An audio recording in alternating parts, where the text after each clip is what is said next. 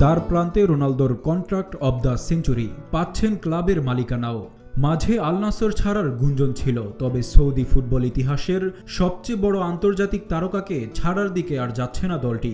অধিনায়ক ক্রিস্টিয়ানো রোনালদোর সাথে এরই মধ্যে নাকি নতুন চুক্তিতে সম্মত হয়ে গেছে আল নাসের, যা হতে যাচ্ছে ইতিহাসের সবচেয়ে লোভনীয় চুক্তি। চোখ কপালে তোলার মতো অঙ্কের বেতনের পাশাপাশি তাতে পর্তুগাল তারকা পাবেন ক্লাবের মালিকানার একটি অংশ। আল নাসর ক্লাবের পক্ষ থেকে এখন পর্যন্ত চুক্তির বিষয়টি আনুষ্ঠানিকভাবে ঘোষণা করা হয়নি, তবে শীর্ষস্থানীয় সংবাদ মাধ্যমে চলে এসেছে চুক্তির খুঁটিনাটি তথ্য, যা জন্ম দিয়েছে বিস্ময়েরই। কারণ আগামী মাসে 40 বছরে পা দিতে যাওয়ার রোনালদোকে যে সৌদি ক্লাবটি দেবে ইতিহাসের সবচেয়ে বেশি বার্ষিক বেতন।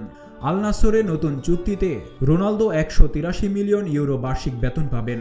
ফুটবল ইতিহাসে এর চেয়ে বেশি বার্ষিক বেতন আর কেউই পাননি, এমনকি ধারে কাছেও নেই আর কেউ। নতুন চুক্তিতে দিনে প্রায় 5.50 লাখ ইউরো পাবেন আন্তর্জাতিক ফুটবলের সর্বোচ্চ গোল স্কোরার ক্রিস্টিয়ানো রোনালদো। সাথে 5% শেয়ার নিয়ে আল নাসরের মালিকানারও অংশ হতে যাচ্ছেন সাবেক রিয়াল মাদ্রিদ তারকা। শুধু এখানেই নয়, রোনালদোকে আরও ক্ষমতা দেওয়ার দিকে হেঁটেছে আল নাসর। মালিকানা পাওয়ার পাশাপাশি তিনি এখন অনেকটা ক্লাবের সভাপতির ভূমিকা পালন করতে পারবেন, কারণ এখন থেকে আল নাসরের নতুন খেলোয়াড় কেনা বা ছেড়ে দেওয়া সিদ্ধান্তও রোনালদো নিতে পারবেন।